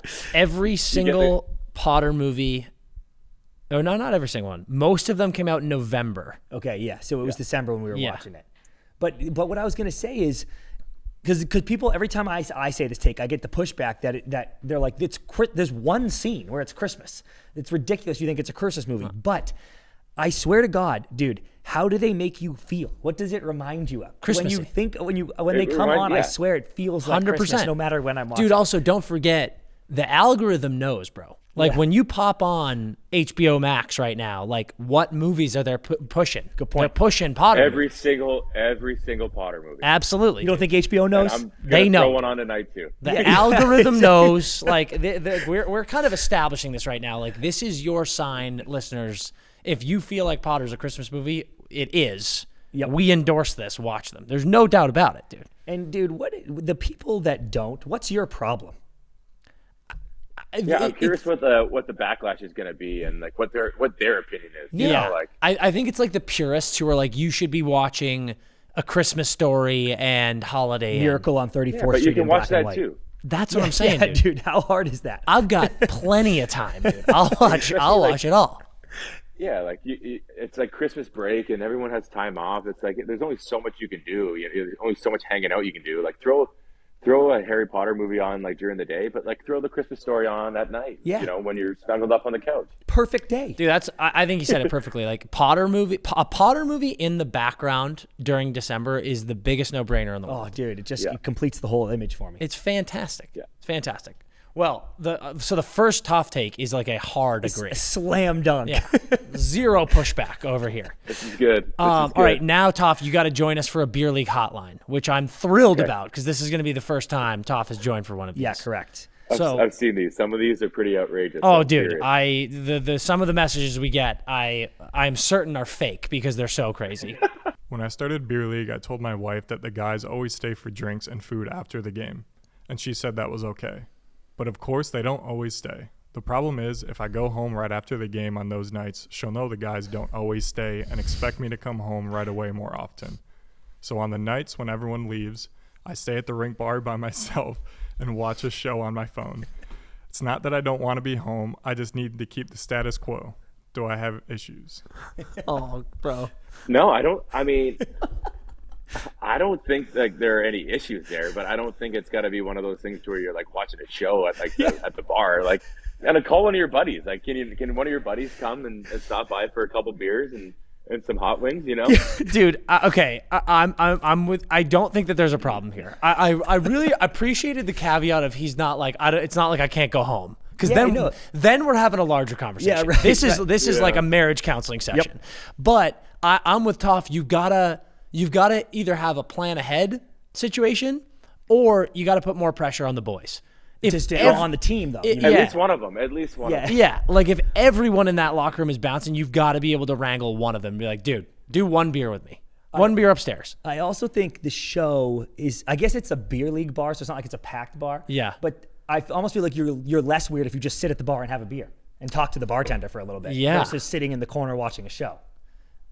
Yeah, you think it would be better to just talk to the bartender? Yeah, literally, just have a beer and like a Or bite. I mean, there's got to be like a game on or highlights on or something. Yeah. Like, watch some TV. Yeah, especially, I don't know where like, he's if you're calling sitting in from. the corner- Especially if he's East Coast. Like when we finish beer league, it's like fucking every game's over. But if you're finishing beer league on the East Coast, there might be a West Coast game finishing up or something. But how about the this, Sharkies boys? are on. Yeah, Yeah, Sharkies are on. Sharkies Throw are on. Sharkies on. Throw them on. Tag the Kings. All right, hold on. How about this, boys? Because this is interesting. I think our other options are better for this guy. But if he's going to keep watching the shows, the one thing I will say is he can't fall into the trap of watching a new show. Because we've all been in that situation where an episode ends and you're like, I got to see what happens next, dude. And then next thing you know, you're there for 3 hours. So, like, this guy's got to make sure it's reruns. Only reruns, otherwise you're going to get in a hole. Yeah, the Cunnin got me. Cunnin and Delandra, they got me on to. I don't know if you guys have seen it, Banshee. Oh, yeah, dude. On Max. Oh, yeah. I am hooked. You're dialed. Like I can't. My screen time on my phone, because I just watch on my phone. Because that last road trip, because I normally don't even watch shows, and I started watching this. My screen time was 10 hours. Oh, Yeah. of course. It dude. was just. Phone alarms going off. Yeah. That's what I'm saying. Imagine if this is Toff in the bar. Dude. Imagine if this guy's watching Banshee. Are we going easier on him now that we know it's a sick show that he's watching? I mean, nasty show, but no, still a little odd. Yeah, We just you gotta- got to we just switch it up. Here's the other problem. You can, if it's a new show, to your point, Dan, this is how you could get caught, because if the wife is like, I heard about this new show Banshee, we should check it out. Then you're like, here's the thing. You go like this, oh, I've actually seen it. And she's like, when? When do you have time to watch Banshee? Yeah, no. Yeah. You're drinking with the he's boys. gonna get in more trouble. But I also think that he can just like let her know and just be like, hey, I think I'm just gonna stay for a pint and I'll be home and nobody's staying. I'm just gonna have a quick one. And I feel like that should be like a topic of conversation. Like I feel like that should be okay as well. No? It's at Christmas we tell the Dude, truth. listen, man. If I think you're earning big time brownie points if you come with honesty like that. You go like this, hey babe, lost a tough one. All the boys are leaving. I need to blow off some steam. I'm gonna have a quick pint at the bar. I'll be home soon. That might get you like a wow. Yeah. Like that's You can respect that. yeah, being upfront, dude. I like that. I mean, yeah. I mean, I feel like that's fair. I feel like when I come home from a game sometimes too, and I mean, Kat knows a little bit and enough about hockey, but if she knows that I'm in a bad mood, she just goes right upstairs and I have a glass of wine or a beer and stuff just on my couch, and she lights off, TV sometimes not even on, and she just knows that it's not time for a conversation. Dude, exactly. Banshee blaring out of your phone. She's like, I gotta leave. Dude, you know what? On the topic of Banshee, we need to get Toff a laptop for Christmas, because him coming on the show more is going to be beneficial for that. I cannot have you watching TV shows on the road on your fucking Banshee's phone. made to be seen No, big too, dude. Well, that's the thing. We'll see what the reaction is from all the viewers, and if we get enough views, then maybe I'll man up and go purchase. There we go. Get yourself a laptop. As long as we get the people buzzing, a laptop is coming. Exactly. That's fucking great. Oh man! All right. Well, that's Beer League Hotline. That's great. And Toff, we'll let you jump, but I mean, this is. Actually, I have one more question. I forgot. Oh, kid, fuck yeah. Who are the card players on the team when you're on the Oh road? yeah. Card players, Wenny, Goody. I think Macklin snuck in there somehow. Really? Recently, He doesn't Blackie have money used to lose, so dude. Yeah, he lost some cash. I mean, I don't know if he's going back next trip. Yeah, he weaseled in, and he's then- like, that was a huge mistake. Yeah, and then Deli's back there too, and it's funny. I sit right in front of them, so I can hear them all just like talking their shit and all that. So it's good. But we only have the one table, but we'll see. I'll keep you guys updated. See if Mac sticks around. Sage There you went go. back, For yeah, the because next trip. I know there's like a running tally on the year, so I want to stay and keep visiting this. I mean, agree. We gotta keep the record books for sure. I mean, if anything, to protect Macklin. It's too early in your career to get this much in a hole. In debt. I mean, unfortunately, I think he'll be quite fine. But Yeah, me too. True. Me too. Well, dude, yeah. I mean, get used to it. I've got a feeling that the TOFF takes are going to be something that people want more of. Yep. So that laptop's on the way. I love that. That's a fact. Perfect. Basic. All right, Powers rankings. Top 5 teams in the league. Can't move on until we're done. I am telling you right now, the Kings are in it. Oh, hell yeah. You and Wish bullied me last week. The Kings are in it. I still think Cappies are one. Dude, and it's honestly pretty hard to change. Here's what's dangerous. Actually, you're right. I don't know that we can. I've got my 1, 2, 3. Really? Oh yeah, I've got my 1, 2, 3, and I think you're a fool if you disagree. Let me hear I it. might even have my 1, 2, 3, 4. Do you want me to give you 1, 2, 3, 4, or just 1, 2, 3? 1, 2, 3. My 1, 2, 3. That is like, I'm like, bro, what are we talking about? I'm going Cappies 1. I'm going Oilers 2. I'm going Kings 3. I was just all the Wild fans in my life are just finally appreciative that we've been putting them in the one spot, and now you're gonna fucking double tap them. They're my 4. They're my definite 4. You just said. Oh yeah. That's what you said. They're my definite 4. But you can't get whacked by the Oilers And be ahead of the Oilers. and expect to be ahead of them. Oilers 8-2 in their last 10. They also got whacked by the Kings Yeah, whacked by the Kings. and Vegas. Krill dope. Okay, so honestly, I don't think the Caps are 1, but it's unfair to not put them 1. Who do you have 1? Oilers? Yes. I don't hate that. I just think it is like this is the college football ranking things where I'm like the Caps have not done anything to be correct. unseeded. Yep, correct. So they're still 1, Okay. but the Oilers are 2. The Oilers are 2 and are a runaway fucking freight train. See, I disagree. They're not. The Oilers are 2, and the Oilers fans, as usual, are in our fucking DMs being like, look, here come the oil, dude. And I'm like, learn a lesson, you fucking morons, Well, dude. Just keep your mouth shut, dude. Every fan base in the NHL, shut the fuck up until you're lifting the cup over your head. All those Cats fans who are like, oh, we own the Bruins. How are the Cats looking right now, dude? Like, calm down. Calm down. Buffalo fans. Start getting cocky, running their mouths. Dead. You have lost 10 straight games. Deader than Shut your mouth, as a fans. doornail, Smalls. Just stop talking, ever. And the Oilers' offense is a runaway freight train from hell, but the issues still remain. That said, they are 8-2, and they are our lock 2.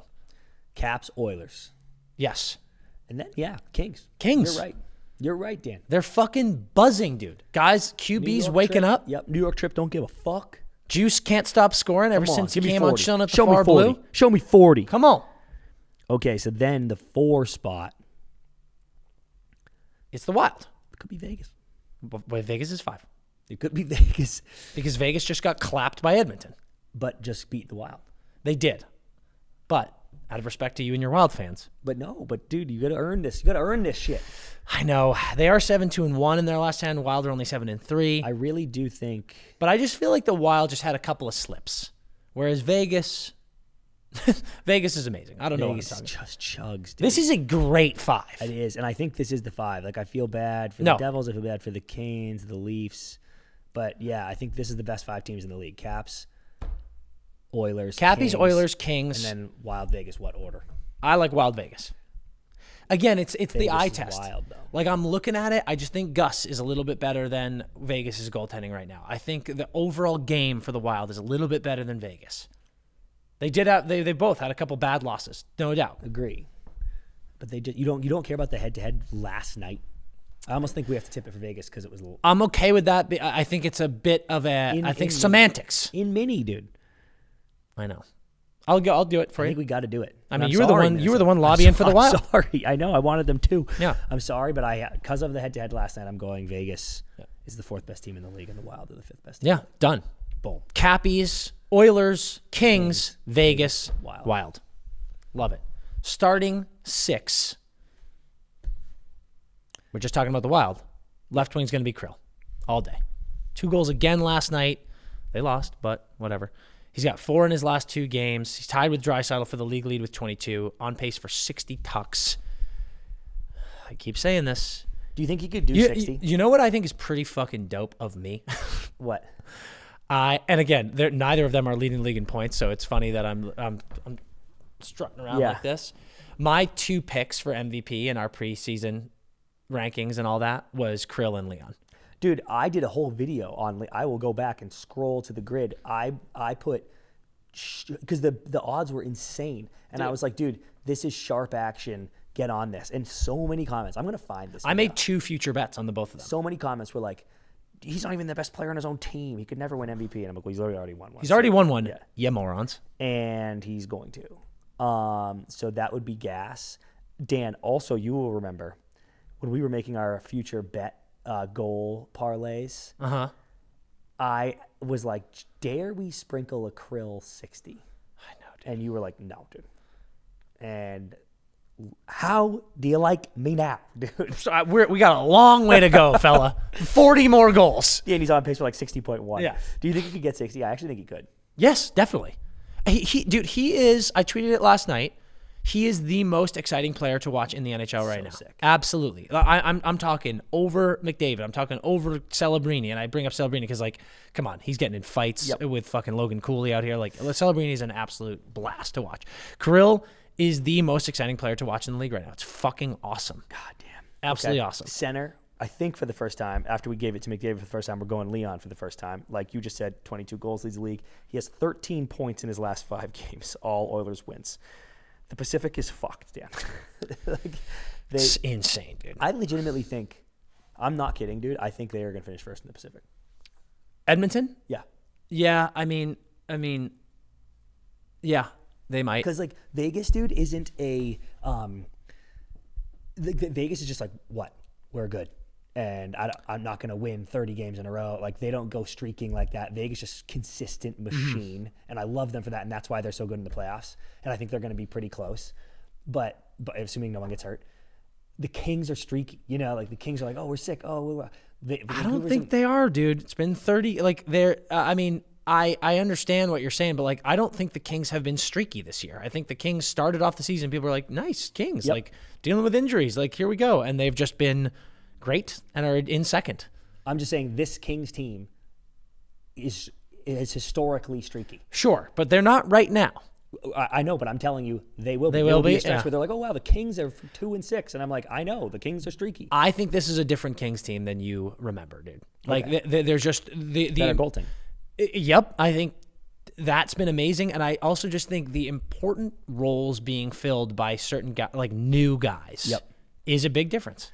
So the Kings are 1 point ahead of the Oilers, and the Knights are 5 with a game in hand. Yeah. The Oilers have a game in hand. So, yeah, I mean, like, they're already right there. I know, it's think crazy. they win the Pacific. It's absolutely crazy. We're just circling back to people we've talked about all episode. Kucherov, 14 points in his last 5. He and Point combined for 28 points in their last 5 games. Dude, he had a 6-point night against the Flames. I mean, dude.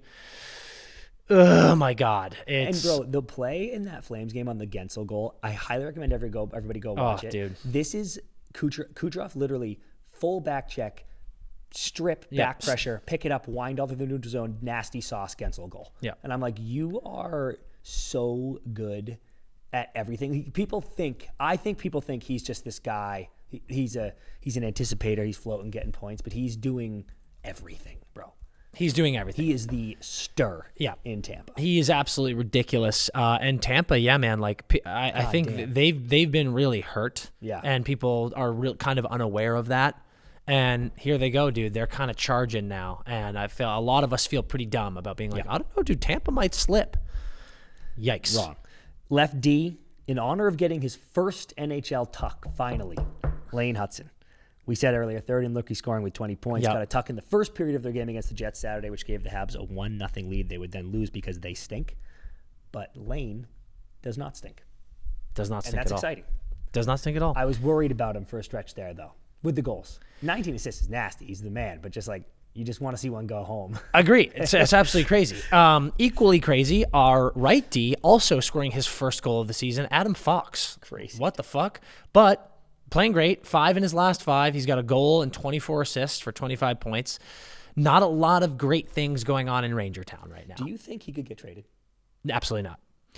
Absolutely not. I think there is a world where the Rangers blow it up, like not retool, but like rebuild. And the people you rebuild around are Shesterkin, him, and Laffy. And I mean, I guess Panarin, but like Panarin's 32. I know, 2 years left there. Yeah, I don't think he will get traded by any means. I think that would be utterly insane. He's a great player. Yeah. It's just, you know, if you want if you want something big back, you got to spend money to make money. Yeah. Again, the no moves that make it complicated. If you want something big back, you trade Panarin. Yeah. Like that's one that hurts bad. But like Panarin is capital elite. Yeah. And he's old. God damn. Okay, goalie. We're going Linus Ullmark.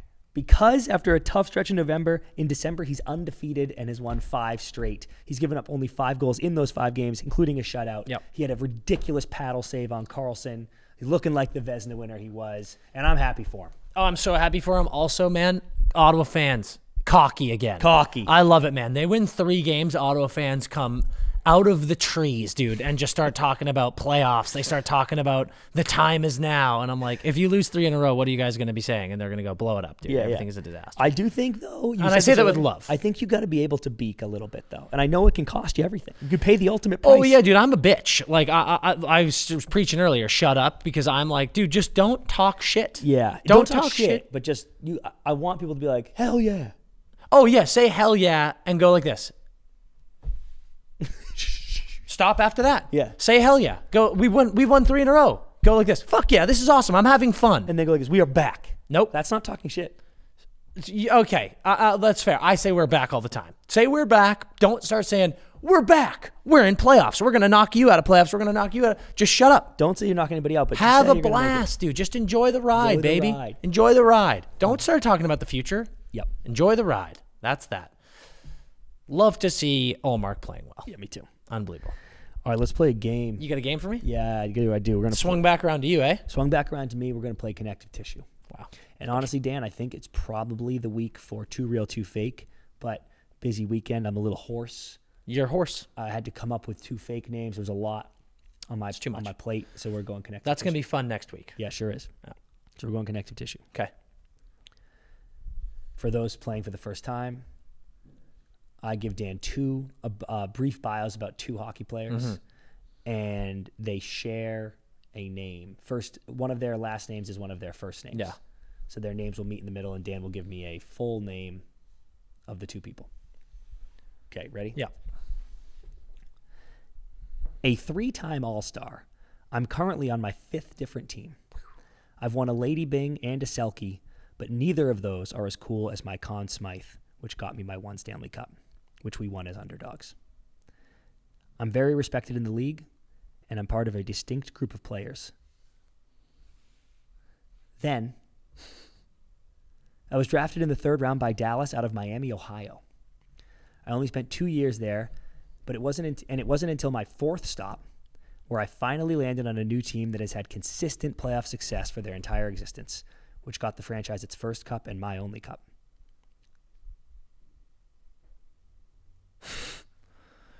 Okay. Great. And Dan, talk me through which one you're aiming at first. I think I've got the first one. Okay, and I've got some stuff that can help you. I've got a few more add-ons if we need to get a little bit harder. I think I've definitely got the first one. Okay. I drafted in the 3rd round by Dallas out of Miami, Ohio. I only spent 2 years there, but it wasn't until my 4th job where I finally landed on a new team that has had consistent playoff success for their entire existence. And I'll tell you, Dan, there's clues within clues within clues, right? Like, obviously you're hearing the words coming out of my mouth, but if you really dig in, there are 2 different tidbits in there. How confident are you on the first one? Very. Really? You want me to say it? No, not yet. Not yet. Okay. Give me the second one again. Just say it. Okay. I was drafted in the 3rd round by Dallas out of Miami, Ohio. And I'm going to give you a little bit more this time, okay? Uh-huh. I spent 2 years there, 2 years on my 2nd team, 2 years on my 3rd team. Uh-huh. Always moving around. Then on my 4th stop, I land on a new team that has had consistent playoff success for their entire existence, where we got the franchise's first cup and my only cup. As a middle six forward, I've been on 2 different teams since winning my cup. And maybe I'm cursed because they have not performed well since I got here. I think I got it. Oh, okay. And In fact, I'm going to lock it in and say I know I got it. Wow. Bold. If you have the first one, I believe It took me a while. I was like, who? And then it came to me. okay. My player, Yep. who has a great distinguished career. A very distinguished career. 2 cups. A lot of hardware. A lot of hardware. My player is Ryan O'Reilly Smith. Yes. Man. Ryan O'Reilly. Ryan O'Reilly Smith. I totally forgot that Riley Smith went to Miami, Ohio. Dude, well, I put that in there, but I was like, I know you won't know that. I did. I was like that. I immediately was like, who went to Miami, Ohio? And it didn't come to me. Yep. Didn't come to me until the 4th team. Dude, and they've had consistent playoff success for their entire existence. Yeah. I was trying to get you to Vegas. Yes. There. So I was like, you need into the Vegas Cup. Ryan O'Reilly sent to Pitt after that. Yeah. And not sent, I think free agent signed. Pitt, they are horrible last year. Goes to the Rangers this year. They're horrible. Yeah. Tough bid since that. Tough cup, bid. But hell of a run in Vegas. And hell of a run as a B. I almost put that in there too, but you would have got it too easily. But hell of a run as a Bruin. I loved him. Yeah, I mean, Ryan O'Reilly too. Cup, Conn Bro, Smythe, beast. Selke, Lady Bing. I almost put more in his, but I knew you would get it too easily. So I was like, I got to keep Ryan it. O'Reilly, Hall of Famer? Probably not, but the way guys like Flip Forsberg talk about him Factor, makes dude. me wish he was. Factor. Yeah. Just in the way he respects the game, Yeah. honestly. Very jumbo in that way. Yeah. Unreal. God damn. Hey, that's a great one, dude. Ryan O'Reilly. Smith. Ryan O'Reilly Smith. What a player. What an episode. Yeah. That's going to be it for us. Next time you see us, we're going to be home for the holidays. Yes. Well, Actually, no. because it might be an interview. Might be a little interview. Yeah, Next time you see yep. us shooting the shit on our Wednesday episodes, we'll be home for the holidays. It's going to be beautiful stuff. We have got the Sarah Nurse episode out right now. Check that out. And then obviously we've got more great stuff coming for you. But beautiful stuff. Happy holidays. And until we see you next time. Skate hard.